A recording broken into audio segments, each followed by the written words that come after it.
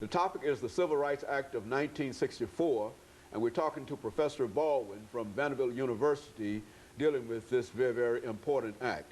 And of course, Dr. Baldwin, before we had our first commercial break, we promised that we'd give you an opportunity to further expand upon the Act of 1964. And I think one of the most important developments in reference to that has to do with the so-called political climate. That's and right. If you could sort of put that in some kind of perspective for us. Yeah, I think we have to first understand that there was a direct connection between civil rights protests of the 60s and the effort to pass a civil rights bill.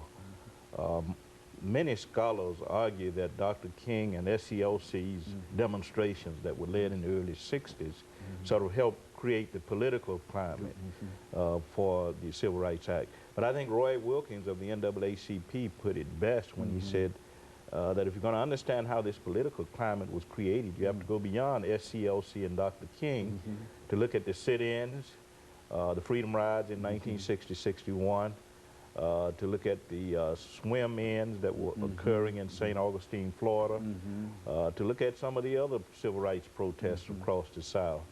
That all of this sort of created the impetus for the Civil Rights Act of 1964. You know, when you talk about the freedom rides, Dr. Baldwin, many young people might not understand exactly what these rides were all about. But I think more important, they might not understand the sort of courage that it took to become involved in what is known as the Freedom Ride. Talk about it from that perspective. About well, the Freedom Rides occurred in the period 1960 up to 1961. It involved students boarding buses in Washington, D.C., black and white, black students sitting at the front, white students sitting at the back of the bus, rather. And they would ride from Washington, D.C. to various points in the South to protest bus segregation and segregation in interstate travel. So you're quite right in saying that it took a lot of courage for students to move into parts of the South on buses, black students sitting at the front, white students at the back of the bus, protesting segregation. Many students were brutalized, beaten.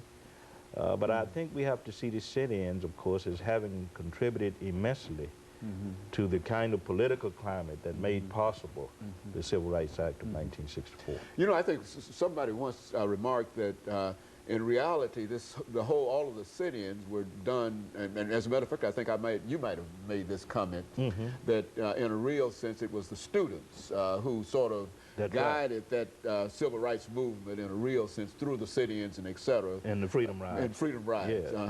Speak to it. Very much so. I think that's one of the problems in scholarship on the historiography of the civil rights movement is that the roles of students have been pretty much ignored by scholars.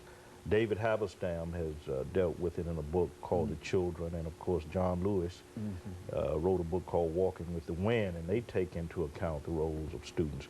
But that part has been ignored. Largely, the focus has been on Dr. King, Martin Luther King Jr., and the Southern Christian Leadership Conference, and the role of clergy and the churches in the movement. And undoubtedly, churches, clergymen, leaders like King did a lot in terms of helping create that climate, but I think we need to take into account also the courage and the contributions and the commitment of students. And these students were really on the front line. They were in reality were the troops of, in a real sense, the civil rights movement. And unsung heroes in many ways, Well, you know, Dr. Baldwin, when you look at the Civil Rights Act of 1964, what could you say in reference to pulling all of this together? That is, all of the activity that has gone on dealing with civil rights and et cetera, and yet still, even today, we find that there are still some questions in reference to non-discrimination and those things. Exactly. I think it speaks to the fact that the hopes and dreams and expectations that people had revolving around the Civil Rights Act of 1964 have not materialized. So we're still dealing with problems in terms of housing discrimination. We're still dealing with battles over civil rights legislation. We are still dealing with discrimination in other areas of American life, and also personal racism, not just institutional racism, but personal racism. So I think it speaks to the fact that I don't think it speaks well of the legacy of not only the Civil Rights Act of 1964, but civil rights legislation in general. Somehow or another, we have failed to implement the guidelines, the provisions set forth in these particular pieces of legislation. One other point I might add, I spoke earlier of the direct connection between the civil rights movement and the introduction of the Civil Rights Act. I think we have to also take into account the fact that the federal government helped create that climate, because the Johnson administration, President Lyndon Johnson, was determined to get the Civil Rights Act of 1964 through Congress. And he met a lot of resistance from Southern Dixiecrats. But he, I think, figured prominently at that level. But once the Civil Rights Act was passed, the federal government, I think, began to retreat from its commitment. And, of course, the provisions of the Act have not, even up to this point, been fully implemented.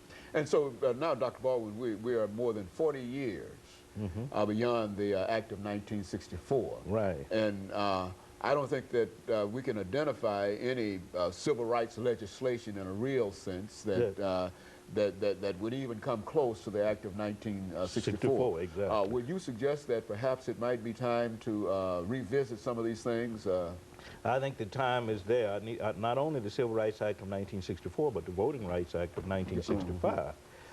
You're quite right in saying that we're now beyond the 40th anniversary. I think July 1964, the Civil Rights Act was passed, introduced and passed.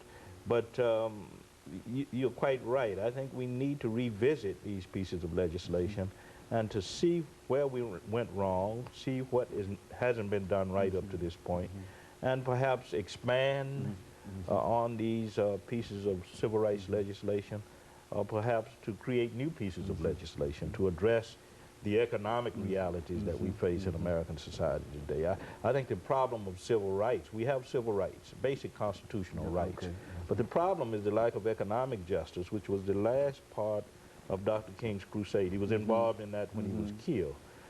We need civil rights legislation to address, to go beyond 1964, to deal not only with employment opportunities, job discrimination, but to deal with the whole question of how to bring about economic equality. Okay, and of course what we'll do, we'll talk about that when we return following this short commercial break.